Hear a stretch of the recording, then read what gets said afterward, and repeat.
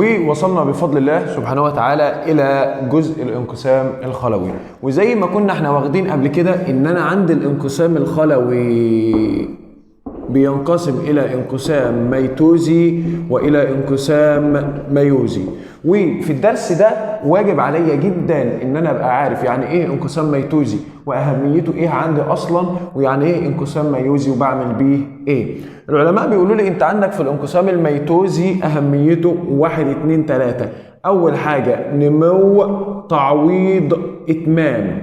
نمو إيه؟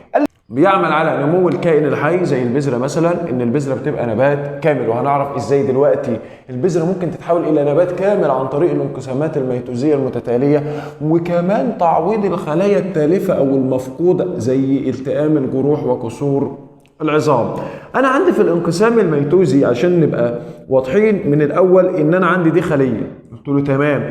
قال لي الخلية دي بتحتوي على العدد الكامل من الكروموسومات 2N. في الانقسام الميتوزي حتى واحنا كنا بنكتبها بنكتب ميتوزي وبنشيل الت وبنحط مكانها 2. ميتوزي ان الخلية بتنقسم الى خليتين جديدتين بكل منها نفس عدد الكروموسومات.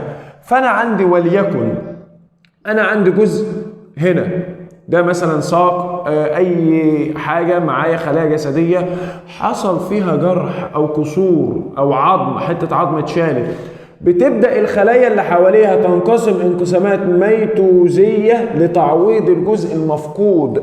ولو في كسر يبدأ الخلايا اللي حواليه تنقسم انقسام ميتوزي، بتزود لي عدد الخلايا علشان الكسر ده يرجع زي الأول. ثالث حاجة إتمام عملية التكاثر اللاجنسي في بعض الكائنات الحية، وده هندرسها بالتفصيل في الدرس الثاني بفضل الله. يبقى أول حاجة أهمية الانقسام الميتوزي، يجيو والله هو بيعمل على نمو الكائن الحي. كائن حي صغير أهو، الواد حموكش الصغير ده، الواد حموكش ده جسمه عبارة عن خلايا ولا مش خلايا؟ قلت له حصل خلايا. قال لي كل مكان فيه خلايا الخلايا بتاعته بتنقسم انقسامات ميتوزية، يعني الخلية تديني 2 والاتنين يدوني 4 والاربعة يديني 8 وهكذا. فانت بتزود عدد الخلايا في الكائن الحي وبالتالي انت بتعمل على نموه. وعرفنا يعني ايه تعويض الخلايا التالفة، وهنعرفها برضو بالتفصيل في الجزء او في الدرس الثاني. واتمام عملية التكاثر اللاجنسي، وده برضو هنعرفه في الدرس الثاني. يبقى اهمية الانقسام الميتوزي دي حاجة مهمة جدا لازم نخلي بالنا منها، وبتيجي سؤال مقالي في الامتحان. تاني حاجة هنتعرض لها النهاردة، بيقول لي تعالى هو الانقسام الخلوي ده لما بيحصل قبله حاجة؟ قلت له انا عندي الخلية بتاعتي اللي هيحصل لها الانقسام الخلوي، الخلية هي جاهزة هي 2N. الخلية علشان تروح تعمل انقسام خلوي وتمر بمراحل الانقسام الخلوي لازم تعدي على سوبر ماركت، كأنها وهي رايحة على الانقسام الخلوي كأنها رايحة طريق سفر طويل. فانت لما تبقى رايح طريق سفر طويل، انا لازم الاول اخش السوبر ماركت، اخد اكلي، اخد شربي، اشوف انا محتاج حاجة، اظبط نفسي، اكل، اشرب. وكذلك الخلية وانا واخدها من ايدها كده وموديها على الانقسام الخلوي تقول لي لا يا جيو انا مش داخله الانقسام الخلوي دلوقتي. هتقول لي ايه يا بابا؟ تقول لي انا عايزه اخش السوبر ماركت اللي هو مين؟ الطور البيني. يبقى حضرتك انا عندك الخلية، المفروض الخلية دي تخش في انقسام خلوي في الأطوار بتاعة الانقسام الخلوي. خليها تقول لي لا والله أنا قبل ما أروح للانقسام الخلوي ده أنا لازم أعدي على السوبر ماركت اللي هو الطور البيني. يبقى بالنسبة لي الطور البيني هو الطور اللي الخلية بتجهز نفسها للانقسام. انا قبل ما اخش للانقسام هظبط نفسي، هشوف انا هاكل ايه، اشرب ايه الحاجات اللي انا محتاجاها علشان اخش للانقسام اصلا.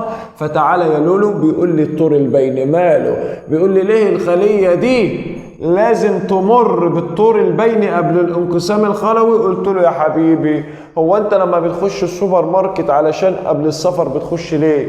انا علشان اهيئ نفسي للسفر. وكذلك الخلية بتخش في الطور البيني لتهيئة الخلية للدخول في مراحل الانقسام، علشان تهيئها والخلية تبقى جاهزة ان هي تخش الانقسام الخلوي بكامل طاقتها وبكامل نشاطها وكل احتياجاتها عن طريق 1 2. 1 ايه؟ القيام ببعض العمليات الحيوية اللازمة للانقسام. زي ما انت بتخش السوبر ماركت وبتاكل وبتشرب وبتظبط نفسك، هي بتخش في الطور البيني بتقوم ببعض العمليات الحيوية اللازمة للانقسام، بتظبط نفسها. ومضاعفة المادة الوراثية اللي هي الكروموسومات. وحد كده وقف يا جيو، هي الخلية اصلا اللي هتنقسم عندها 2N. قلت له حصل. طب ما هي عندها العدد الكامل من الكروموسومات، ليه خلية زي دي قبل ما تخش في الانقسام الخلوي تخش في الطور البيني علشان تضاعف المادة الوراثية اصلا؟ قلت له تعالى، ما انت في حاجة انت مش واخد بالك منها. هي الخلية الجسدية دي لما بتنقسم انقسام ميتوزي بتنقسم الى كام خلية؟ قال لي 2 اهو. دي 2N برضه نفس عدد الكروموسومات الموجودة في الخلية الأم. بذمتك هنا 2N وهنا 2 وهنا 2، يعني انت الأم عندك 2N والافراد الناتجه 4N. جبت الاثنين التانيين منين؟ ايه يا خليه انت جايبه لي الاثنين التانيين منين؟ تقول لي اسكت، مش انا قبل ما اخش في الانقسام الخلوي اصلا دخلت في الطور البيني وضاعفت الماده الوراثيه؟ بعد ما كانت 2N خليتها 4N علشان ادي لعيالي دي 2N ودي 2N.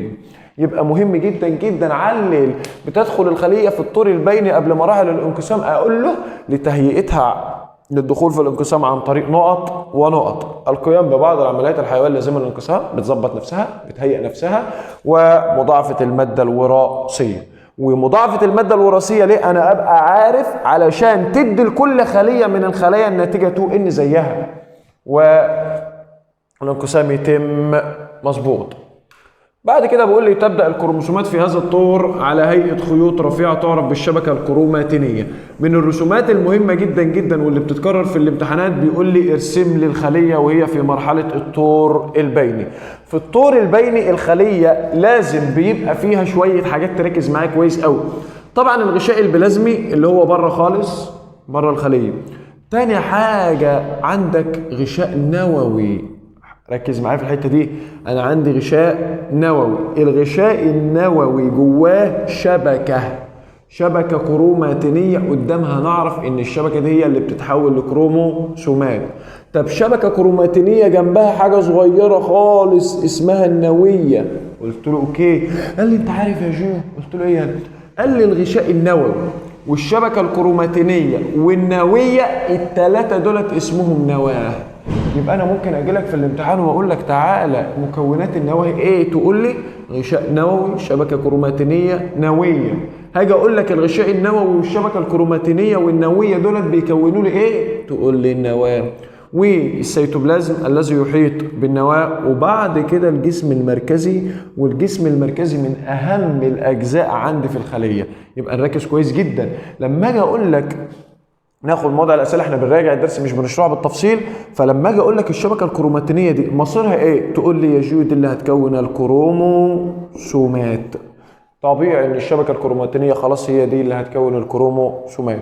يبقى مهم جدا جدا رسمه الطور البيني معانا. لازم نبقى عارفين هو الطور البيني المكونات الخليه فيه ايه. يبقى لازم ابقى عارف ان الغشاء النووي والشبكه الكروماتينيه والنوويه بيكونوا لي نواه. طب دي اسمها ايه؟ شبكه كروماتينيه. هتتحول الى ايه بعد كده؟ هتتحول الى كروموسومات. قال لي تعالى يا معالي الباشا، بسم الله، صلى على رسول الله، قلت له عليه السلام. بما اننا خدنا الطور البيني فواجب علينا ان احنا نعرفه. انت قلت لي يا جيو ان الطور البيني ده مرحله بتسبق الانقسام الخلوي. قلت لك حصل. يعني انا برضو يلا ناخد موضع الاسئله. يعني انا عندي خليه المفروض هيحصل لها انقسام خلوي. قلت له حصل. بس قبل الانقسام الخلوي بتدخل في طور اسمه طور بيني. قلت له حصل. يعني انت عايز تفهمني ان الطور البيني ده مش من مراحل الانقسام الخلوي؟ لا، الطور البيني ده منفصل عن الانقسام الخلوي. دي مرحلة بتسبق الانقسام الخلوي وتبدأ فيها الخلية أو تتهيأ فيها الخلية للانقسام عن طريق حاجتين زي ما خدنا قبل كده: القيام ببعض العمليات الحيوية اللازمة للانقسام ومضاعفة المادة الوراثية. يبقى الشرح اللي احنا خدناه من شوية هو جمعه لي كله وحطه لي في تعريف واحد. يبقى بالنسبة لي الطور البيني دي مرحلة بتسبق الانقسام الخلوي، هي مش تبع الانقسام الخلوي خالص، دي بتسبقه. امال لازمتها ايه؟ تتهيأ فيها الخلية للانقسام عن طريق القيام ببعض العمليات الحيويه اللازمه للانقسام. تقف كده وتخش السوبر ماركت وتظبط نفسها وتهيئ نفسها للانقسام، خلاص ظبطت عمليات حيويه وتقوم تعمل على مضاعفه الماده الوراثيه. زي ما خدنا وشرحنا قبل كده، هو انت ليه بتضاعف اصلا الماده الوراثيه؟ تركز معايا، انا بضاعف الماده الوراثيه لكي تحصل كل خليه من الخليتين الناتجتين عن الانقسام على نفس عدد الكروموسومات الموجودة في الخلية الأم. أنا عندي أم 2N هتخلف لي 2، لازم كل واحد منهم ياخد 2N. يبقى واجب على الأم إن هي تخش تضاعف المادة الوراثية وتقوم قايله لعيالها: ايه يا حبيبي انت عايزه كام يا لولو؟ انا عايزه 2N يا ماما. حاضر، انا هضاعف الماده الوراثيه دي، بعد ما كانت 2N هتبقى 4N. انت خد 2 واختك تاخد 2، فكده حصلت كل خليه من الخليتين الناتجتين عن الانقسام على نفس عدد الكروموسومات الموجوده في الخليه الام، وبالتالي بيظل عدد الكروموسومات ثابت في افراد النوع الواحد بعد عمليه الانقسام. يعني دي 2N الام، الابن هتلاقيه 2N، اللي نتج عنه هو كمان 2N، واللي نتج ده كمان 2N. بتلاقي ان عدد الكروموسومات ثابت في الخلايا الناتجه عن الانقسام، ما بتتغيرش خالص. هتتغير ليه؟ ما هي ام 2N، الابن 2N، ابنه 2N، ابنه 2N، وهكذا عماله تديني 2N. يبقى مضاعفه الماده الوراثيه لكي تحصل كل خليه من الخليتين الناتجتين عن الانقسام على نفس عدد الكروموسومات الموجودة في الخلية الأم. نركز قوي في التعليلات دي، بتتكرر على طول. بقول يا جيو انت الخلية راحت فين؟ قلت له والله الخلية دخلت الطور البيني، هيئت نفسها، قيام ببعض عمليات حيوية، وضعفت المادة الوراثية وظبطت نفسها، وقالت لي جيو. قلت لها ايه يا روحي؟ قالت لي تعالى انا جاهزة ان انا اخش الانقسام الخلوي. فين اطواره؟ قلت لها انت عندك 4 اطوار: تمهيدي، استوائي، انفصالي، نهائي. طب يسبقهم مين؟ بيني تبعهم؟ لا، البيني مش تبع الانقسام الخلوي. وانا بقول وبكرر مره ومليون، انا مش عمال اكرر في كلام، لا انا بقول لك حاجات الناس بتغلط فيها. البيني مش تبع الانقسام الخلوي خالص، ده مرحله بتسبق مراحل الانقسام الخلوي. فنركز كويس جدا في اللي جاي. تعالى بقى احنا هنمسك كل طور من ده، سواء التمهيدي او الاستوائي او الانفصالي او النهائي، ونشوف هي الخلية لما دخلت في التمهيد ايه اللي حصل لها، وبعد التمهيدي هتقوم داخلة من الباب اللي بعده على طول تخشينا على الاستوائي ايه اللي هيحصل لها، وايه اللي هيحصل لها في الانفصالي لحد ما توصل النهائي، وهنشوف كل التغيرات اللي بتحصل في الأطوار. نركز كويس جدا، هنشرح بالتفصيل الأول، وبعد كده هناخد طريقة كويسة جدا هتخلينا إن احنا لا نحفظ ولا أي حاجة، هنبقى فاهمين بس، ونكون كل الأطوار دي في صيغة مصغرة خالص نفتكر بها الإجابة في الامتحان. قال لي يا عم محمد سمي الله صلى على رسول الله. قلت له عليه الصلاة والسلام. قال لي أنا أول حاجة هرسم لك الطور البيني. قلت له فكرني كده، أدي الطور البيني أهو، ادي غشاء بلزم، وبعد كده ادي الغشاء النووي. قلت له حاضر. وكان الشبكه الكروماتينيه، شبكه كروماتينيه. قلت له حاضر. وكان جنبها هنا حاجه صغيره خالص تسمى النوويه. قلت له حاضر. وهنا كان جسم مركزي. قلت له حصل. وهنا كان سيتوبلازم. قلت له حصل. وانت قلت لي يا جيو ان الغشاء النووي والشبكه الكروماتينيه والنوويه الثلاثه اسمهم نواه. قلت له حصل. يبقى اللي قدامي ده طور بيني اللي الخليه دخلته وظبطت نفسها. انا عايز اعرف بقى الخليه اللي في شكل الطور البيني ده لما تدخل للطور التمهيدي ايه اللي هيحصل لها بالظبط؟ قال لي تعالى عد معايا. قلت له تعالى. قال لي انت عارف الشبكه الكروماتينيه ديت يا جيو؟ قلت له اه مالها؟ قال لي هتتحول وتظهر في شكل خيوط طويله رفيعه مزدوجه، يعني كل خيطين مع بعض، خيط اهوت وخيط اهو، تسمى بالكروموسومات. انا في الشرح من شويه قلت لك ان الشبكه الكروماتينيه مش هتفضل شبكه كروماتينيه، الشبكه الكروماتينيه هتتحول الى كروموسومات. بس الراجل ما ينفعش يقول عليها كروموسومات كده وخلاص، الكروموسومات مقامها عالي عندنا في المنهج. فالراجل هو بيتكلم اما قايل لي تظهر في شكل خيوط طويله رفيعه مزدوجه، اسمها ايه؟ الكروموسومات. هاجي لك في الامتحان واقول لك الشبكه الكروماتينيه في الطور التمهيدي اتحولت الى ايه؟ كروموسومات. ومره واحده في نهايه الطور ايه اللي حصل؟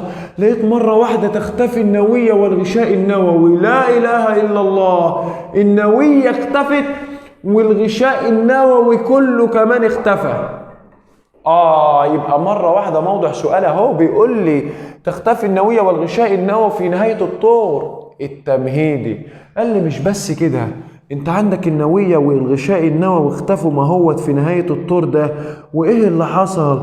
انا لقيت يا جيو ان الكروموسوم عندي متكون من خيطين اهمت، في حاجة ماسكاهم في النص، والكروموسوم ده برضه بيتكون من خيطين وفي حاجة ماسكاهم من النص، وكمان لقيت فيه خيوط طالعة من الجسم المركزي ومرة بنص الكروموسوم ورايحة للجسم المركزي التاني، وبرضه خيط طالع من الجسم المركزي مر بالكروموسوم ورايح برضه للجسم المركزي تاني. هو ايه اللي بيحصل؟ قال لي تعالى انا عايزك بس تبقى مفاهم المسلسل من اوله.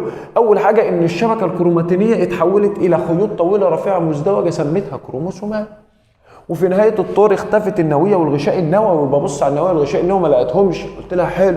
قالت تتكون خيوط سيتوبلازميه بين قطبي الخليه، ادي قطب وادي قطب، وليكن مثلا هنسمي ده القطب الشمالي وده القطب الجنوبي. انا طلع لي خيوط سيتوبلازميه بين قطبي الخليه، القطب ده والقطب ده، انا سميتها دلعتها وقلت لها انت اسمك خيوط المغزل. خيوط المغزل ده بتعمل ايه؟ قال لي بتتصل بالكروموسومات عند منطقه السنترومير. وتعالى ركز معايا كويس قوي، انا عندي ده الكروموسوم عباره عن خيطين، خيوط طويله رفيعه مزدوجه تسمى كروموسومات. قال لي ان منطقه اتصال الكروماتيدين ده مع بعض، يعني الكروموسوم ده الخيط ده لوحده اسمه كروماتيد، والخيط ده برضه اسمه كروماتيد، ده كروماتيد وده كروماتيد.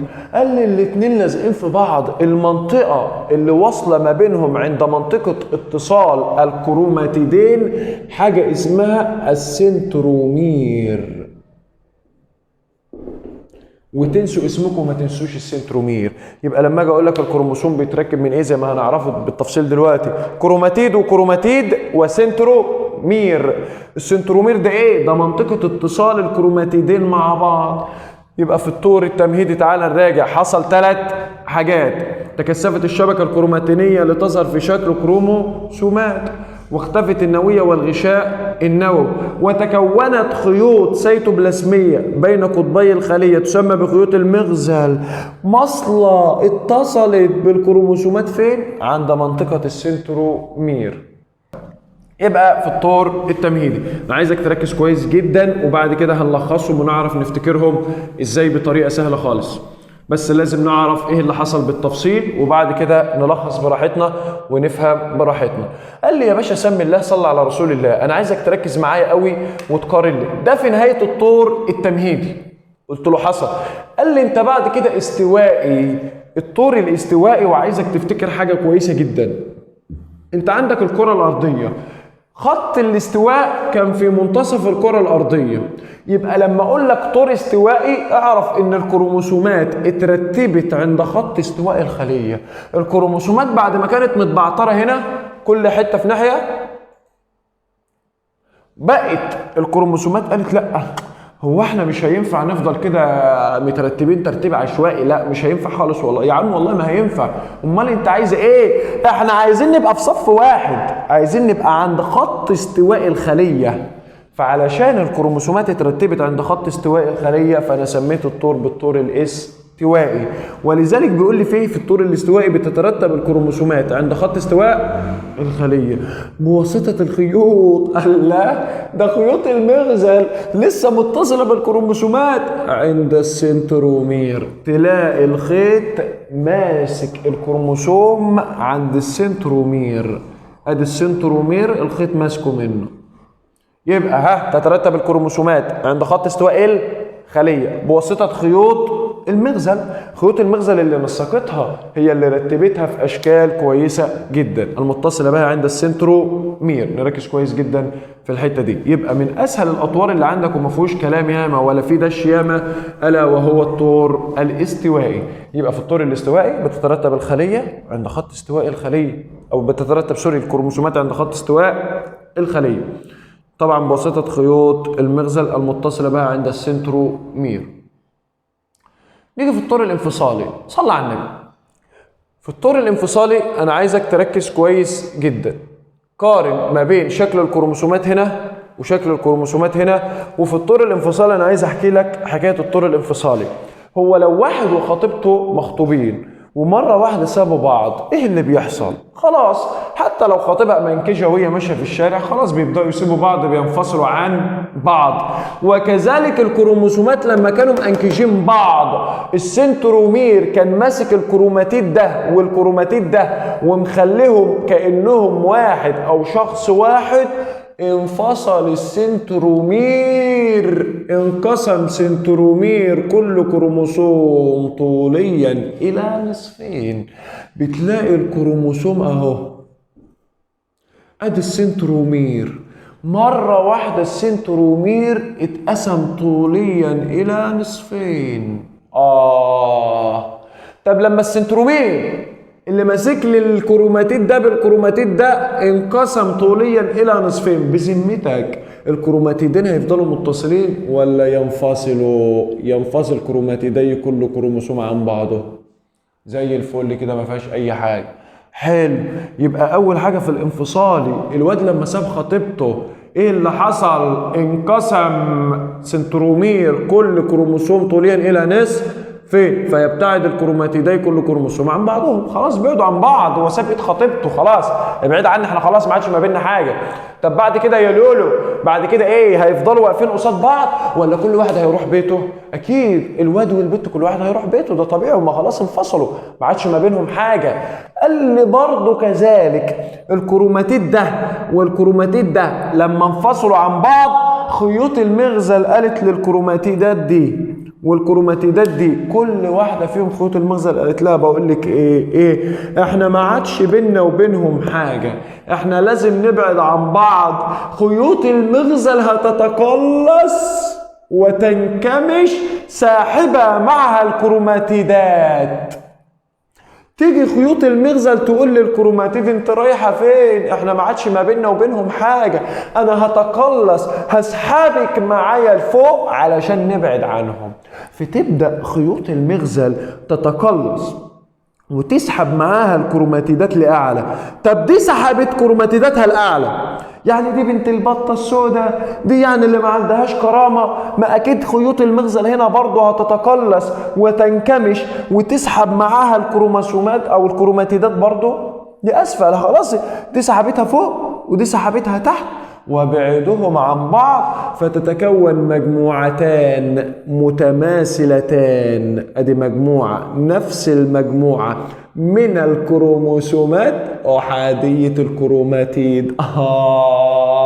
هو الكروموسوم هنا عباره عن 2 كروماتيد ما بينهم سنترومير ولا كروماتيد مفرد؟ لا كروماتيد مفرد، ده كروماتيد واحد. فالكروماتيد الواحد انا سميته كروموسومات احاديه الكروماتيد، فيها كروماتيد واحد وطبعا تتجه كل مجموعه منهم الى احد قطبي الخليه. ده يتشد لفوق وده يتشد لتحت. يبقى ملخص الطور الانفصالي في الواد اللي ساب خطيبته، كانوا منكجين بعض وخلاص سابوا ايدين بعض، ينقسم سنترومير كل كروموسوم طوليا الى نصفين. حلو. فانفصل الكروماتيدات عن بعضهم. بذمتك الواد بعد ما ساب خطيبته وانت بتقعد تذاكر كده وتشرح لنفسك، خلاص كل واحد هيروح بيته، خيوط المغزل تقول للكروماتيدات دي احنا عندنا كرامه، احنا ما عادش ما بيننا وما بينهم حاجه، ده انفصلوا عننا، السنترومير انقسم طوليا الى نصفين، خلاص ما عادش في امل، انا هنكمش واسحبك معايا، تعالي معايا. تقوم خيوط المغزل اللي تحت ترد عليها، هو انت يعني عندك كرامه وانا لا؟ انا كمان هنكمش واسحب معايا الكروماتيدات لاسفل، فتتكون كروموسومات احاديه الكروماتيد ومجموعتين متماثلتين، كل مجموعه عند احد قطبي الخليه. نركز كويس جدا في الطور الانفصالي وهنركز عليه اكتر واحنا بنلخصهم كلهم مع بعض. الموضوع سهل خالص، الموضوع مش صعب، بس كل الفكرة بس شوية تركيز وشوية مذاكرة وشوية حل. نيجي بقى في الطور النهائي. الطور النهائي ده عبيط. انت عارف الطور التمهيدي ايه اللي حصل فيه؟ اللي حصل في التمهيدي عكس اللي حصل في النهائي. في التمهيدي كان اختفت النواة والغشاء النووي، في النهائي تكونت النوية والغشاء النووي، فتتكون نواتان جديدتان. الله، ده انا لقيت في النهائي مره واحده النوويه ظهرت تاني بعد ما كانت اختفت في التمهيدي، والغشاء النووي ظهر تاني بعد ما كان اختفى في التمهيدي، وايه كمان؟ قال لي انت عارف الشبكه الكروماتينيه اللي اتحولت لكروموسومات في التمهيدي؟ قلت له اه. قال لي هنا الكروموسومات هتتحول الى شبكه كروماتينيه مره اخرى. قال لا، يعني انت عايز تقول لي يا جيو ان الطور التمهيدي عكس الطور النهائي؟ اه، وعليها علل دلوقتي هتعرفها ازاي. قال لي في نهايه الطور ده يا جيو بتنقسم الخليه الى خليتين، ادي خليه انقسمت الى خليتين جديده بكل منها نفس عدد الكروموسومات الموجوده في الخليه الام. لو لاحظنا ان شكل الخليه في الطور النهائي هو شكل الخليه في الطور البيني. الله، يعني انت عايز تقول لي ان التغيرات اللي حصلت في التمهيدي هي عكس التغيرات اللي حصلت في النهائي؟ اه، وهنعرف دلوقتي العلل بتاعتها. حتى شوف بيقول ايه، تسمى التغيرات الحادثه في الطور النهائي للانقسام الميتوزي بالتغيرات العكسيه. ليه يا حبيبي في التغير او التغيرات اللي حصلت في النهائي تغيرات عكسيه؟ لانها عكس التغيرات اللي حصلت في التمهيدي. وهنعرف دلوقتي واحنا بنشرح على الوايت بورد، هنعرف ازاي التمهيدي عكس النهائي، وهنعرف ازاي نفتكر كل الاطوار دي.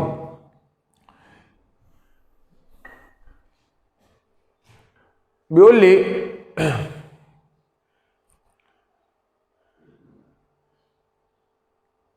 في الطور النهائي احنا خدنا طبعا ان الكروموسوم بيبقى على هيئة كروماتيد واحد، اما بيبقى على هيئة كروماتيدين ملتصقين عند السنترومير في الطور التمهيدي والاستوائي للانقسام الميتوزي. مع دي كلها احنا عرفنا الكلام ده وشفناه في الصور اللي معانا دلوقتي.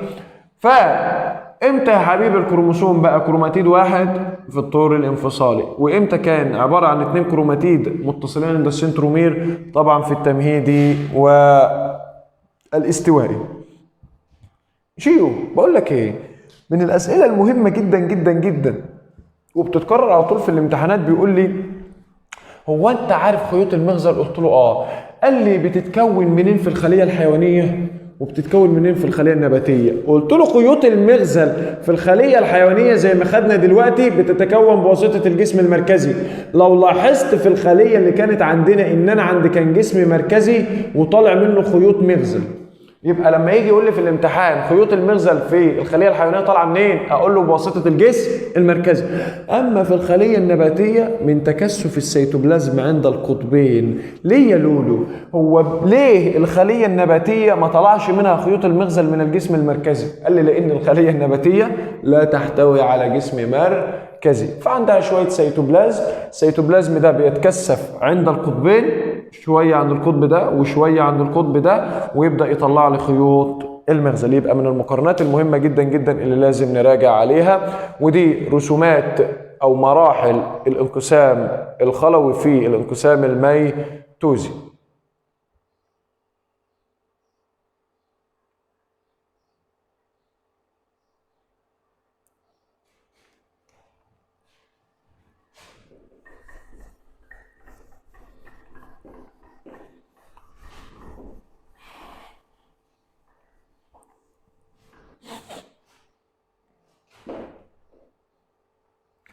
بقول لي العلم والتكنولوجيا والمجتمع زراعة الكبد، جايب لي الانقسام الميتوزي، قال لي هو ليه أهمية عندي في العلم والتكنولوجيا، وتعال نشوف ازاي هو مهم في زراعة الكبد. بيقول لي ان انا لو عندي كبد واحد مريض، فلازم اشيل له الكبد، فطالما ما يقدرش يعيش من غير كبد لازم اجيب له كبد تاني. فالعلماء والدكاتره قالوا لي يا جو انت مش لازم تجيب كبد كامل، شوف شخص متبرع هات جزء من الكبد بتاعه وازرعه عند المريض. الجزء بتاع الكبد ده بينقسم عدة انقسامات ميتوزية، عنده القدرة انه ينقسم انقسامات ميتوزية وهيكون لي كبد كامل. يعني الجزء ده هتلاقيه مرة واحدة مكون بقية الكبد كده. طب الشخص السليم اللي احنا خدنا جزء من الكبد بتاعه الغلبان ده، قال الجزء اللي اتقطع منه هتلاقيه بيكمل تاني عن طريق الانقسامات الميتوزية. يبقى خليك عارف ان زراعة الكبد او الكبد عموما ما بتنقسمش في الأحوال العادية، ولكنها عندها القدرة أن هي تنقسم تحت ظروف معينة. فلو قطعت جزء من الكبد أو جرحته، الخلايا الباقية بتنقسم عدة انقسامات ميتو علشان تعوض الجزء المفقود منها أو الجزء التالف منها. دي مثال مهم جدا، وبيجي برضه هيجي يقول لك مين اللي تمتلك القدرة على الانقسامات الميتوزية تحت ظروف معينة؟ خلايا الكبد. ولحد دلوقتي احنا خلصنا الانقسام الميتوزي، وده كان نبذة مختصرة عنه، مش شرح بالتفصيل، بس في نفس الوقت حاجات لو خلينا بالنا منها وراجعناها كويس جدا الموضوع هيبقى معانا سهل خالص. نيجي نشوف ازاي هنقدر نفتكر الاطوار بتاعت الانقسام الميتوزي بالتفصيل. ركز معايا كده، انا عندك في الاطوار في الانقسام الميتوزي 4 اطوار. كان عندك الطور التمهيدي والاستوائي والانفصالي والنهائي. ركز معايا كويس جدا. في الطور التمهيدي احنا خدنا ان الشبكة الكروماتينية اتحولت الى كروموسومات. حلو. وبعد كده اختفت النوية والغشاء النووي. حلو. وبعد كده تكونت خيوط سيتوبلازمية اللي هي اسمها خيوط المغزل المتصلة بالكروموسومات عند السنترومير. دي الحاجات اللي حصلت في الطور التمهيدي. انزل لي على النهاية على طول. في التمهيدي كانت الشبكة الكروماتينية اتحولت إلى كروموسومات. قول له إن الكروموسومات اتحولت إلى شبكة كروماتينية. عكسها في التمهيدي مش كانت اختفت النووية والغشاء النووي؟ تتكون أو تظهر النووية والغشاء النووي على طول يا حبيبي. عكسها هنا مش تكونت خيوط المغزل، هنا اختفت خيوط المغزل. طبعا التلخيص اللي انا بقوله ده علشان تفتكر بيه، مش الاجابه النموذجيه خالص. وطبعا الطلبه اللي عندنا بفضل الله شاطرين وعارفين الاجابه النموذجيه، بس انا بقول حاجه تفتكر بيها الاجابه. طيب الاستوائي، فاكر خط استواء الارض؟ تترتب الكروموسومات عند خط استواء الخلية. ماشي، بواسطة خيوط المغزل المتصلة بقى عند السنترومير. تعال بقى للانفصال المعلم اللي فيه شوية كلام. الواد اللي ساب خطيبته ايديهم انفصلت عن بعض، اتقسمت نصين، فانا بقول له ينقسم سنترومير كل كروموسوم طوليا الى نصف. طب ولما ينقسم طوليا الى نصفين فيبتعد كروماتيدي كل كروموسوم عن بعضهم. طب يبتعدوا عن بعض يفضلوا مقربين من بعض، ولا كل خيوط مغزل تنكمش وتسحب معها كروماتيدات؟ قال لي تنكمش خيوط المغزل ساحبه مع الكروماتيدات الى اعلى، واللي تحت تشدها لاسفل، فتتكون مجموعتين متماثلتين عند قطبي الخليه. كل الحاجات دي سهله خالص. الاطوار بتاعته للانقسام الميتوزي سهله خالص، وبفضل الله هنراجع على الانقسام الميتوزي في فيديو تاني، فنركز كويس جدا ونركز او نذاكر الانقسام الميتوزي كويس جدا، نفصصه حته حته زي كده. وبعد ما نذاكره بالتفصيل ونفهمه بالتفصيل نيجي في ورقه بيضه كده ونلخص لنفسنا ونشوف احنا هنفتكر الطريقه دي ولا لا في الامتحان، علشان بفضل الله ما نضيعش ولو نص درجه. وخليكم دايما عارفين ان مفيش حد شاطر وحد بليد، في حد بيذاكر ومهتم وفي حد مطنش، فنركز كويس جدا في الكلام ده.